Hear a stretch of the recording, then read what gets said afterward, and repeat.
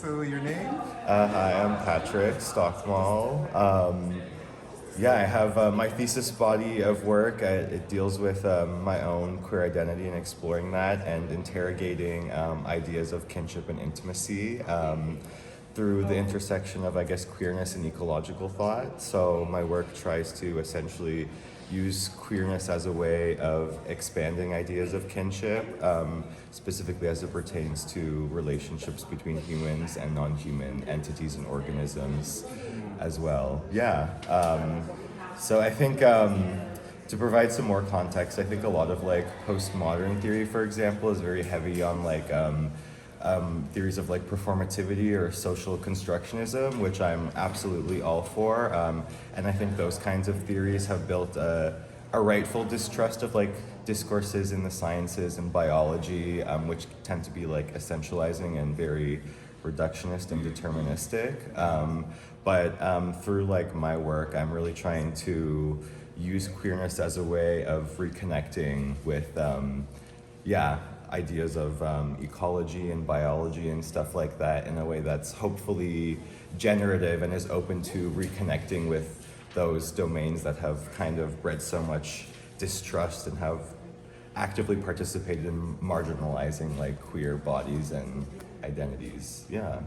I was intrigued in what I was over here you talked about with the queer negativity theory in relation to you and your partner, and sort of how you're exploring those issues of identity within the challenging of the idea of kinship, what kinship looks like.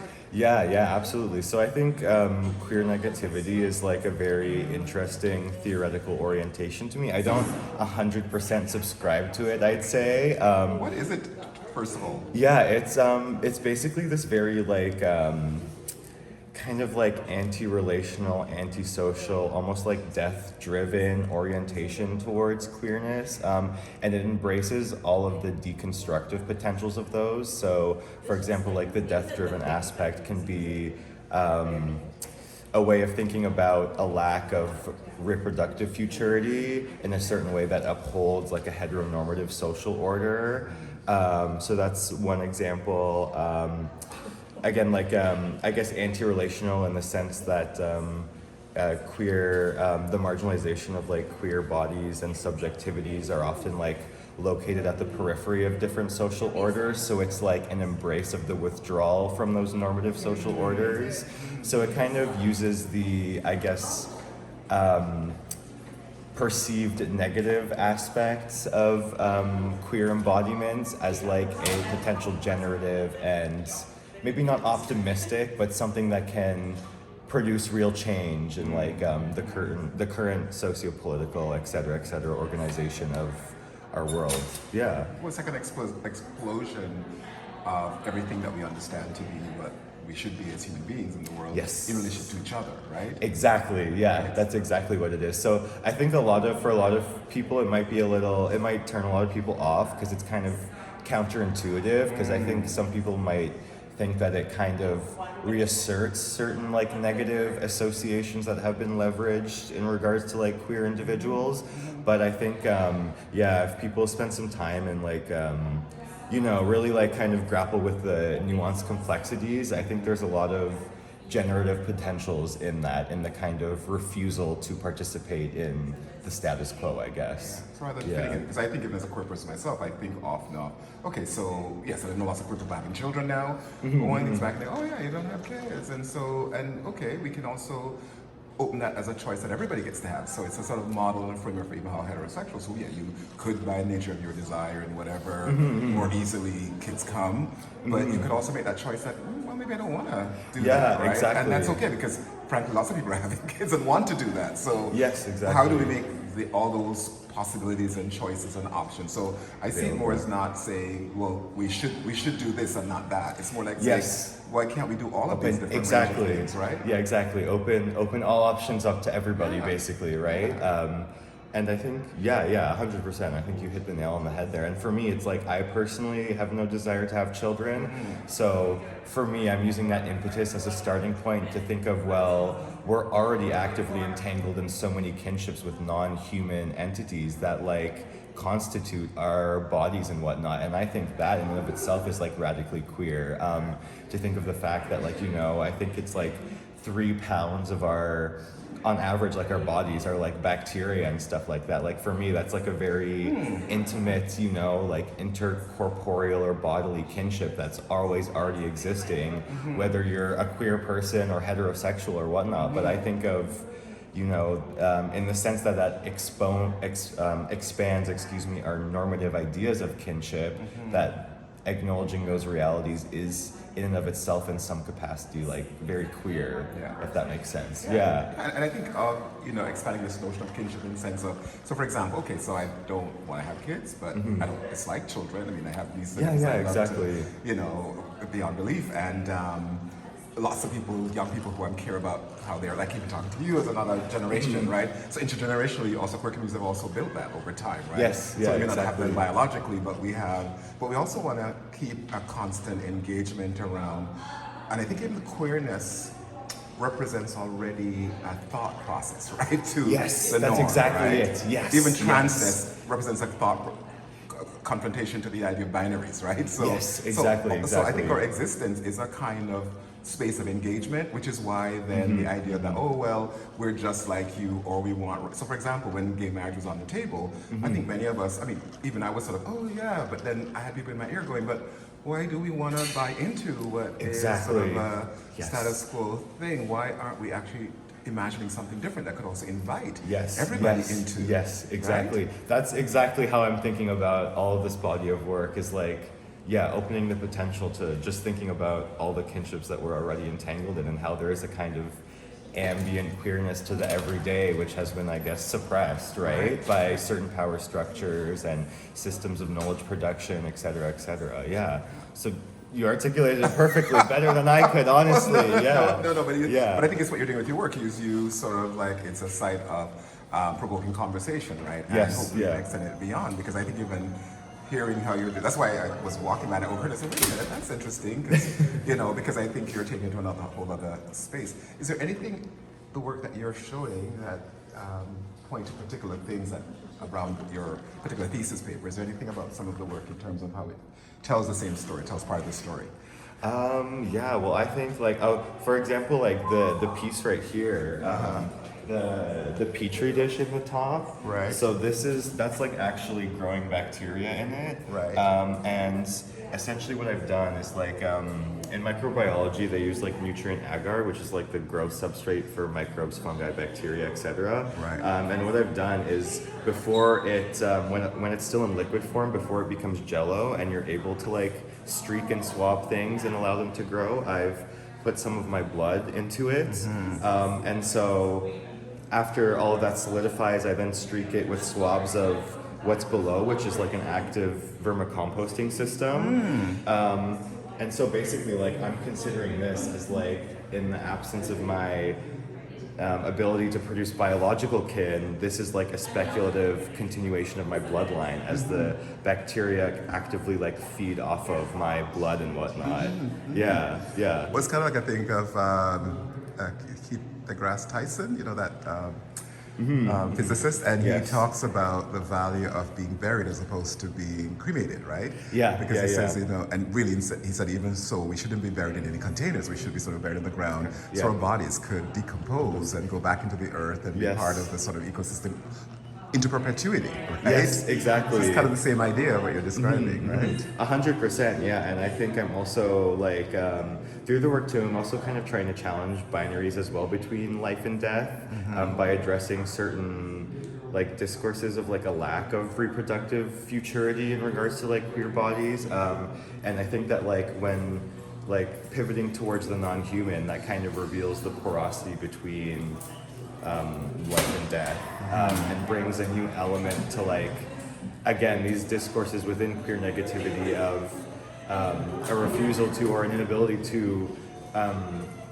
engage in this reproductive futurity, but really again, like, all of these kinships are, like you're describing too, like a dead corpse too, in a way that's like, there's a certain kinship that occurs there as like one's body becomes rematerialized or metabolized by all these other entities and organisms and whatnot.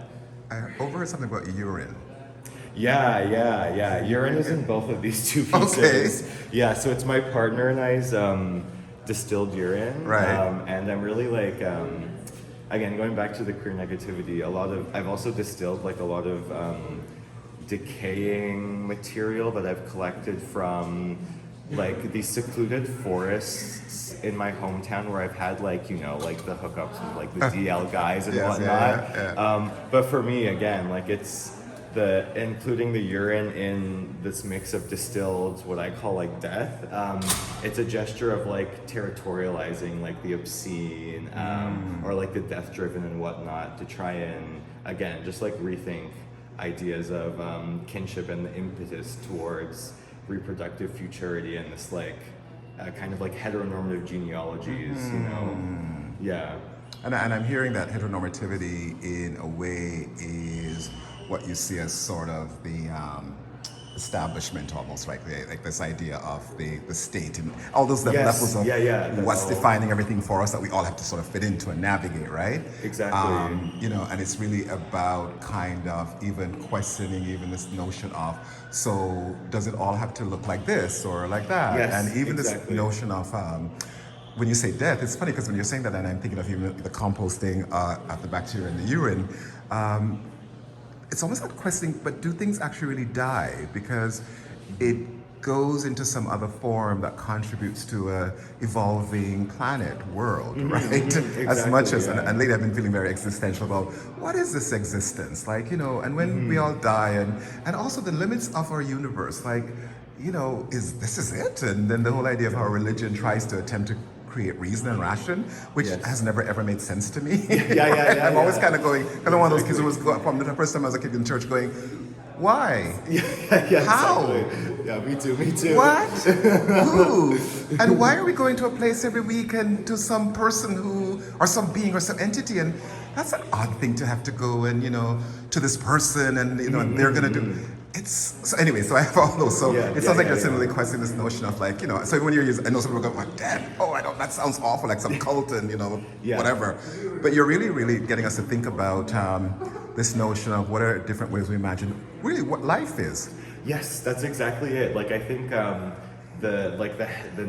norm of the heteronormative is like even just the way we think of like heteronormative coupling as like this coming together of two opposites, you know, male and female, like I'm you know, like that presumes some kind of structure that I'm always trying to like, or in this body of work I'm trying to run counter to. Like with all of this stuff too, I'm trying to think of a coupling that's always more than two, that's always entangled with, to some capacity, everything, which I think runs contra to the logics of heteronormative coupling, if that makes sense, you know? Yeah, like a coupling that is like a kind of intimacy that is an entanglement with almost everything, you know, and to some capacity, right? That transcends a lot of like spatio-temporal boundaries, but is also always situated and contingent, like within time and place as well. Right. Yeah. Right. Which I think is also important to acknowledge, like again, like situated being, you know. Yeah. And I think to me, the center and the heart of a lot of what you're describing is the whole notion of, you know, and the heteronormative speaks to this idea that life is about being able to reproduce. Or like our purpose as human beings, which is part of the, you know, heterosexism that we have to navigate all the time. Is like, but, you know, that what you do doesn't produce babies, which is our ultimate function. Yeah, and that's like again, like discourses of evolutionary biology, like that is some kind of essential element to our being as human, right? Exactly. Which I'm also trying to problematize. It's like maybe there's a different form of reproduction that emerges through our always entangled embodiments, right? And it's not species contained, it expands beyond species boundaries. Absolutely. You know? But also, and what I'm also hearing you say is that, but there are multiple kinds of reproductions that we're doing all the time. And even this engagement that we're having, right? Exactly. Is a sort of idea of, you know, putting this on, documenting now, putting it onto the world. People get to engage and think about it, right? And one, not feel so alone if they're having some of these, I've been wondering that. Or, but even taking it further to be provoked to engage ideas. So I always think that our limited notion of that's my thing about being in an existential place. So is in this existence, what are they all different kinds of potentials to always continue to be exploring? And that's what I feel like you're also doing sitting here. So it's Exactly, quite yeah. amazing. I noticed your book, and so is there? Are you science driven? Are you also really engaged with science, biology, all of that as well, chemistry? You know, because even just the way your work has been put together, and then I see the book that you're reading. Yeah. That's not intentionally trying to like. So when we think of artists, I'm like, oh, an art that you've got like a science book in your head, right? Yeah, well, this is. I've just started reading this book, but a lot of the I'm very interested in contemporary like theory and philosophy that is actively engaged with, but also critical of the sciences. I think it's just such a pervasive and like. I don't know that like the sciences as a mode of knowledge production holds so much power and sway, and so I think it's very important to always be interrogating it. And I think like the sciences in particular, in order for them to do the work they do, they kind of have to abide by a pre-given structural logic by which they go about their thing in order to produce the kind of knowledge that it does. And I think the beauty of like scholarship, whether it's like in the humanities or like artists that engage with the sciences, I think the beauty of those people that engage with the sciences is that they're able to kind of question the structuring logics of that practice and really kind of like invade it from within, if that makes sense. Absolutely. You know what I mean? And try and reorient it in some ways, or you know, reconsider certain things that are just kind of fading into the background of the sciences that are just the given, you know, it's conditions of being basically. Yeah, and particularly for queer people, where science is often the thing that people go to try to disprove our right to exist, right? And really, and I always say queer people, but I always say that a lot of what queerness does open up is space for also heterosexuals to be able to navigate their own idea of what sexuality can be, it's right? It's liberation for all in the end. Absolutely, right? right? Yeah, exactly. Always when you center the most vulnerable in whatever construct there is, it opens up possibilities for everybody around it. Right? Exactly. It's just like the orbit around that sort of central space. And it's funny when you say that, because I always think about scholarship from multiple perspectives. Because just this morning I was scrolling through my Instagram and found out that this particular journalist in the UK, woman born in Sudan, raised in England, and she's put together this book that is telling the history of Africa from the African perspective. And you kind of go, right, yeah, exactly. Yeah. It's kind of like when I see a movie that centers a queer couple or family, or it's like, you know, The Last of Us or any of those things, and you suddenly go, oh, I didn't realize that I never had that I was never part of the center, because I've always had to one of my friends calls it, we're always translating, right? Oh yeah. Yes, how do we make that what would it look like if it was queer? What would it look like if it was two guys, or two women, right? You know, or non-binary, right?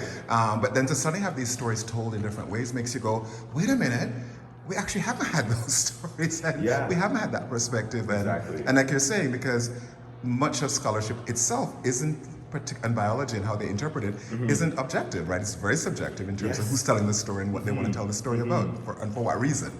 Exactly. Right? Yeah. Well, this is the thing too. Like bringing it back to again like this discussion of like colonialism and whatnot as well. It's like if the sciences is but one form of knowledge, you know, like in a very deep way, it is socially constructed, right? Like it's a contingent and historically situated form of producing knowledge and knowing things, and it has its own, in my opinion, problematic logics within it that like guide how it does go about knowledge production, and just the way that it like purports to be this kind of like objective, universal, it's like the one true form of knowledge that's impartial and objective, right?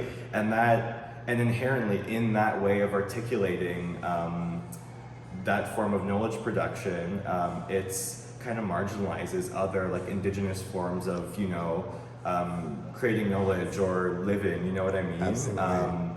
And so, yeah, I think it's very important to like very critically engage with those discourses, and for me, yeah, like I'm not anti-science, but I think it's, yeah, like reworking some of its more problematic aspects, or at least proposing ways that it can reorient itself is just super super important to me personally.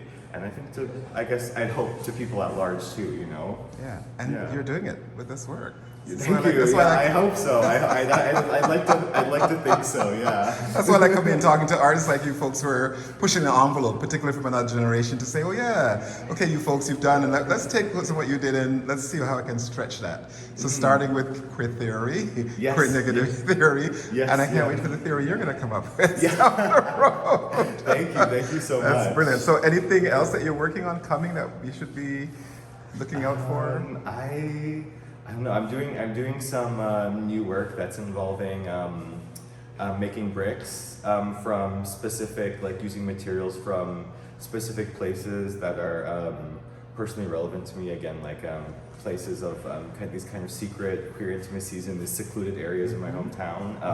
So I'm collecting materials from there, and you can walk through. You can walk through. And I'm making some bricks out of those, and there'll also be like a bacterial kind of microbial element to that as well. Of course. So that's some new stuff that I'm working on. But yeah, I'm excited to see how all of that goes. You know, everything I do, there's kind of like an indeterminate element. I mean, a large part of my work is also trying to tease out the agency in non-human organisms and material as well. So I think letting these microbes and bacteria and whatnot kind of do as they please is also very important, and kind of interrogating the figure of the human and decentering this exceptional idea of the human that we have in relation to the world. Yeah. That's why Star Trek, since I was a kid, has been an important show to watch, because they go to these planets and they're looking for humans, or they're looking for a certain kind of life form that's going to be the life form, and then they find it's like a microbe. Yeah, exactly. That's the most high level of intelligence that they're there. You know, I don't know if you saw the one where some alien, quote unquote, comes to Earth and they're looking for somebody to communicate with, and of course they're bypassing the human. Like what? And it's like they're going to find the dolphins. So who we assume, as you said, the human center. Kind of idea. And I think again, heteronormativity plays a large part in like figuring this exceptionalist kind of idea of the human that dominates nature or whatever, exerts a certain will and has some kind of just like exceptional power over other life forms on Earth. You know what I mean? Like I think heteronormative subjectivity kind of reproduces that figure of the human a lot, or kind of reasserts that articulation of the human. Yeah. Great. Well, at the end of the day, the word that in my head is liberation. Yes. Like all of this part of what you're doing is also part of the journey to liberation, not just for queer people, but for the world. I'm trying my best. Yeah, I'm doing what I can, Good, lovely. And so how do people follow up with you? Your IG presence or social media presence? Yeah. On Instagram, I'm at patrick.stochmal. It's STOCHMAL. So I have like an Instagram art account. But yeah, that's where I can be found. Yeah. Great. Thanks for talking to me. Yeah, thank you so much for talking to me. I really appreciate it. This is like I think what this what Gradex is for, building these connections and really talking to people and reaching out to the general public, because I think it's very easy to kind of feel very like contained by this institutional setting and just like an endless proliferation of art speak. It feels like, the audience is like a very specific and often like elite one. And so it's, it's very important, I think, to engage with the public and have these kinds of discussions. So I thank you for being willing to talk to me about my work. Brilliant. Yeah. Thank you. Thank you so much. Thank you. Give me all this time too. It's almost 25 minutes. Yeah. Very good. All right, take care. Oh, I'm gonna look around at some of the Yeah, absolutely. But yeah, thank you again for taking the time to talk to me. It means a lot, truly. Good. Yeah. Thank you so much.